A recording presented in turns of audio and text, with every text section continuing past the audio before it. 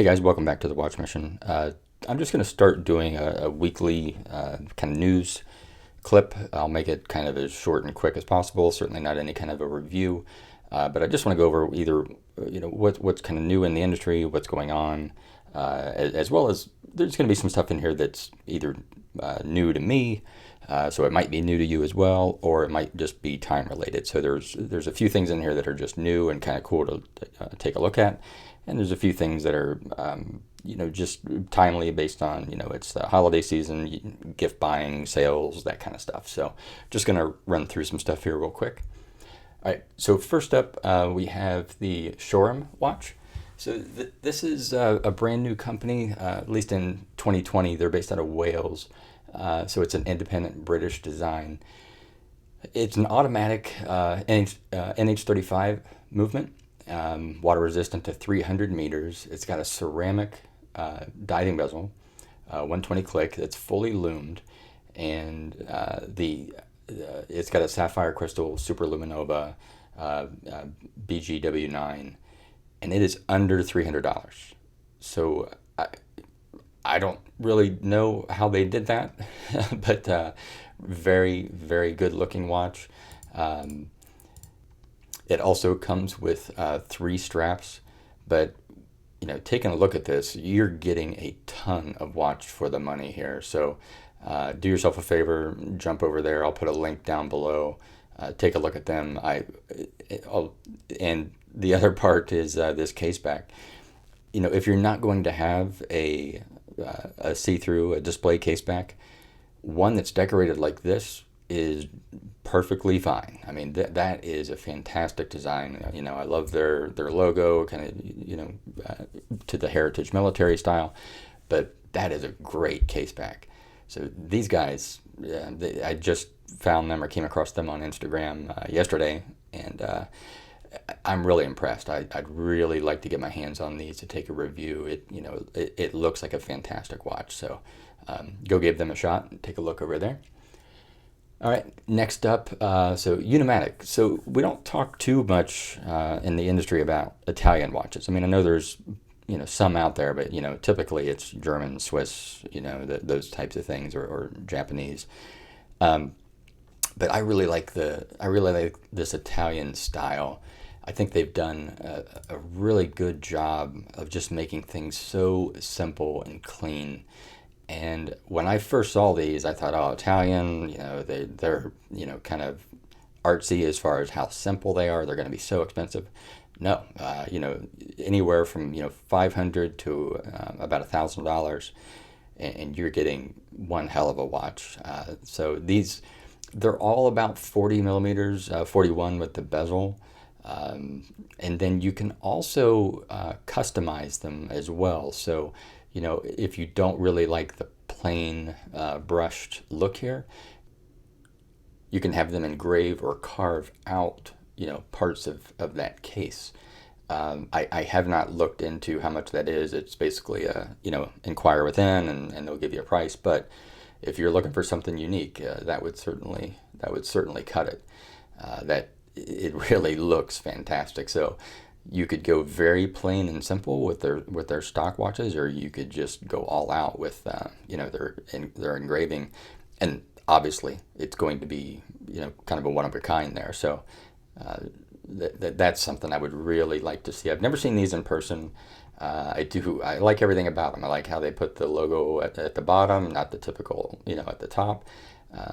So if you've got one of these, let me know. I'd love to, hear a little bit more about them.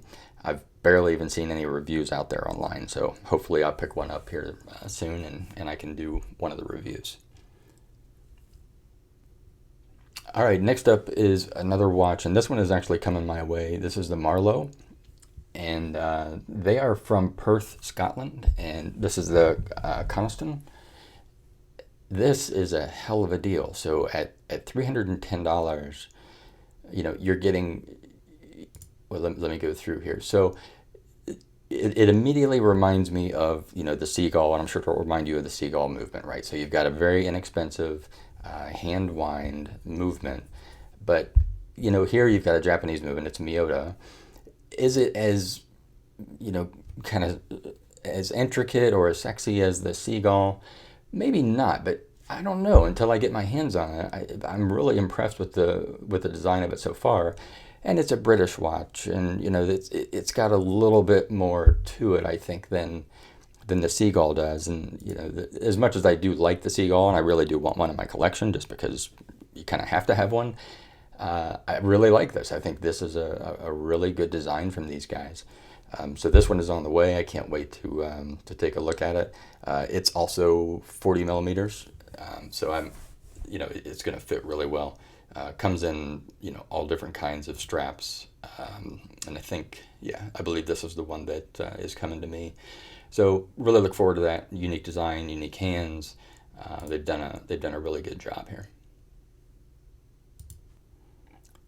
Okay, and then not new to anybody, and it's not even new to Meistersinger, but when you're talking about gifts to give someone, if you're in this kind of a price range, the $2,000 or $3,000 price range, to me this is one that no one is going to buy this one watch for themselves as a single watch. I don't think that's going to be their daily watch. So this is one that is going to be kind of a great gift, because I would love to have something like this, but would I wear it every day? Absolutely not.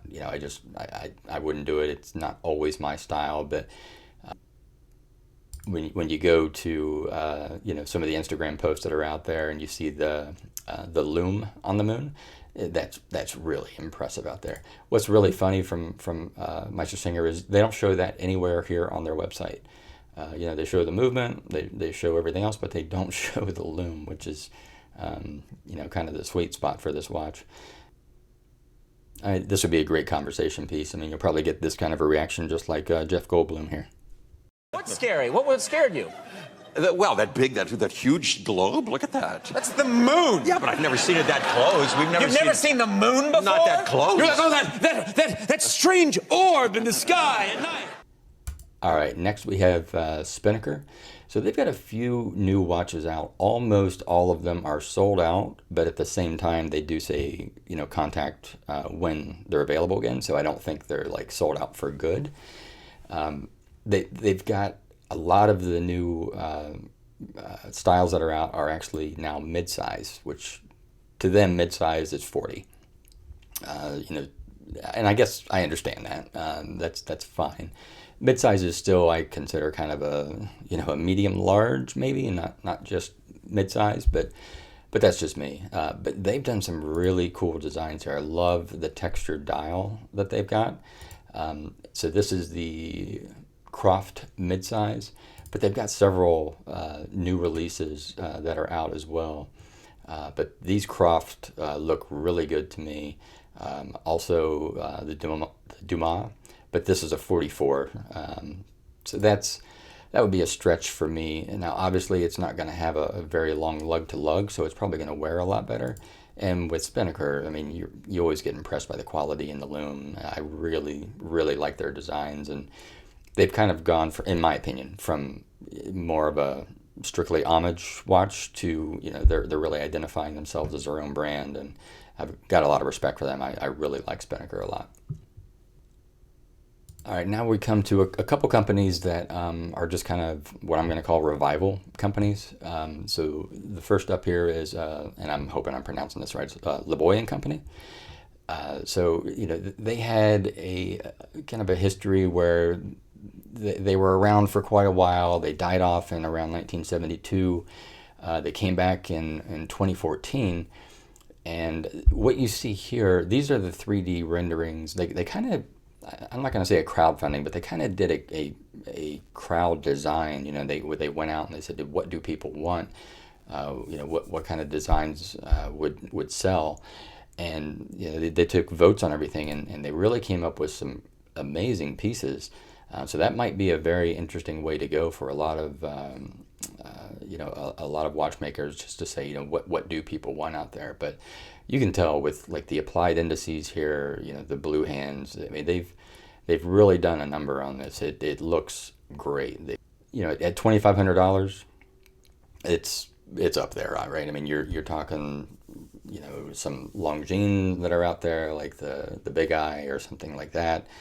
You could even be talking some Breitlings, because Breitlings always don't sell for retail necessarily, so you can find good deals on those. So it would be a tough sell, but I would really love to see these in person to see what the quality is. Right alongside is Excelsior. So Excelsior, it's kind of the same story. They kind of bit the dust in '80s, like '83. And that's when everyone was buying, swatches, quesos, the whole quartz thing. But they're back as of 2020, and this is the EP series. And they come with some, different options as far as like you can get an open back, you can do a closed back, and the different straps there. So you can kind of customize it the way you want. So if you wanted it to look more vintage, you could do that. But it's a pretty nice looking movement, so obviously I would go for the open. It doesn't seem to cost any more to do that, so it's kind of interesting that way. But very pretty watch. They've done a great job with the dial design here. It doesn't necessarily look applied. It almost looks pressed, but I can't tell too much from here. Around the $2,000 range, still going to be one that you're just going to have to fall in love with based on all the competition that they're going to have out there. But something to take a look at, and again, was just new to me. Zen, and I always pronounce that wrong, sorry, it's Zen. So Zen has a few watches that are out, and two of them really caught my attention. So this one is the 6060. And the reason it really caught my attention is because of, the case diameter is 38.5. So that is a great looking watch. And usually Zen is, in the 42, 44 with a lot of their watches. I know they have a couple that are out there, but usually every time I see a watch from them, I think, oh, it's going to be too big. It's just not, it's not going to look right on me. But that just looks fantastic. I think they've done a great job with that. It's not their typical kind of black and white Minecraft, blocky style. It's a really, really good looking piece. So I like that a lot. And they also have one that they've collaborated with Chrono Magazine, and it's the green chronograph here. That's beautiful. Kind of right now in the watch industry, green's the new black, I guess. So lots of companies are doing green. But man, does that look good. That's a great looking watch there. Okay, you've probably seen this if you've been on Instagram at all over the past couple of weeks. So Bell & Ross has come out with a BR05 GMT. It's a 41 millimeter case, so just, kind of like what I was talking about with Zen earlier. Usually Bell & Ross, they're just too damn big for me. 41 would fit great. However, it's $5,000. $5,000, it's just that's tough. I'm sure it's worth it. I know that their quality is fantastic now. Bell & Ross is to me almost like Breitling. Like I couldn't stand both of those companies back, in the 90s, 2000s, that era. I just thought they were kind of gaudy. They were just too big and clunky. But they've both really, especially Breitling, but Bell & Ross is also, kind of toned down, their in-your-face look.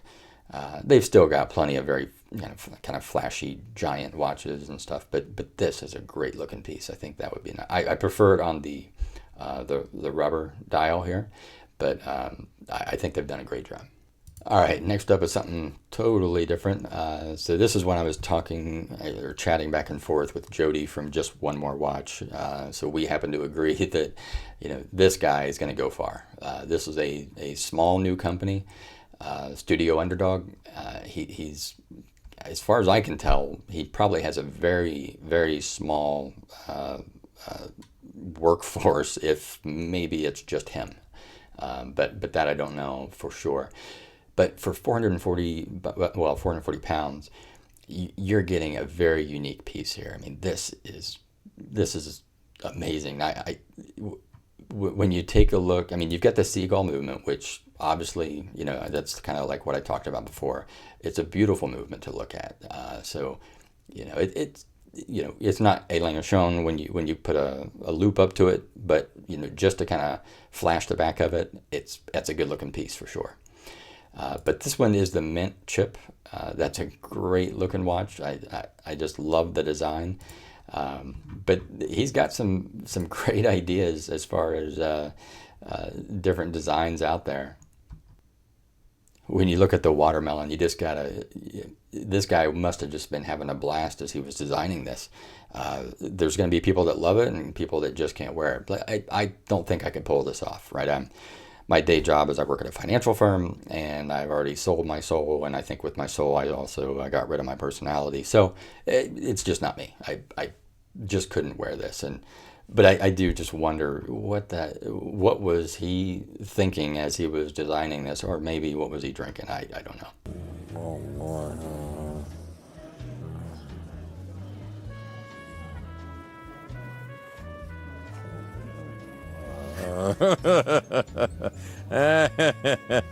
Okay. Okay. And that's no disrespect to him. It's just it's incredible what he's done. I think he's done a great job, and I love the website. The website is fantastic. I mean, for such a small company and one that's brand new, he killed it. This guy did a great job. So, again, as a gift idea, if you know someone that can pull this stuff off, these are great. I don't know how you could not do it. Most of them are sold out. And I think even the owner of the company was surprised that they got sold out. But I know he's going to be making more, so he's going to be one to watch for sure. I think he's going to go far. So last on my list here is Vertex. So they have a new M60 series diver that's out. But I'll be honest with you, I don't care, because the Vertex that I want is either this one, like the Bronze 75, or this MP45. To me, there is no better watch out there for the money than these two. I'm sure their new diver is fantastic. There's no question about that. But the rest of their watches that have the loomed Arabic indices that are on there, and it's just full loom. They're just 100% loom. Even it's not like it's an applied indice that has loom on top. The whole damn thing is loom. And I just think I'll let Jeff Goldblum tell you what I think. Fascinated, deeply fascinated by her. But yeah, if you want to take a look at some gorgeous pictures, RWM 100 on Instagram. I mean, this guy is a Vertex fanatic, and he has got some killer shots of these, like the MP45. You just really go through here and take a look at the quality of the shots and, of course, the quality of the watch.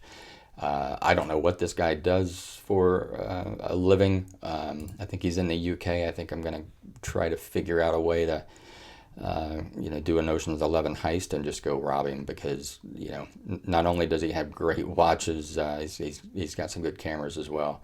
I mean, look at the bracelet on that. That is amazing. So for me, if I had kind of my Grail list of Christmas wishes, that this would be it. The Vertex.